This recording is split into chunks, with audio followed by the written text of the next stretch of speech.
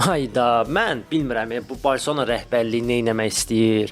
Bu müftə oyunçu almaq sevdası nədir bunlarda? Okey, azad agent anlayıram. Bernardo Silva çox gözəl səslənir, çox belə qəşəng səslənir. Amma Barselona niyə atxod oyunçulara belə üstünlük verir, mən anlamıram. Bernardo Silva City-ni qoyub gedir. City-dən ayrılır bu mövsüm. Nəyə görə? Çünki artıq özü bilir ki, mən City-də oynayacaq gücdə deyiləm və artıq mən daha aşağı level klublarda oynaya bilərəm. Bu Türkiyə Süper Liqası ola bilər, bu Ərəbistan Süper Liqa, Ərəbistan çempionatı ola bilər. Süper Liqa nə idi ala? Bu Amerika ola bilər. Nə bilim, bu Kanada ola bilər.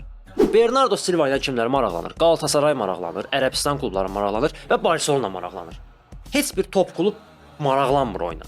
Bir də İtaliya klubları maraqlanır. Okey də İtaliya klubları da həmişə, yəni qocaları gətirib də öz komandasına. Bu normaldır.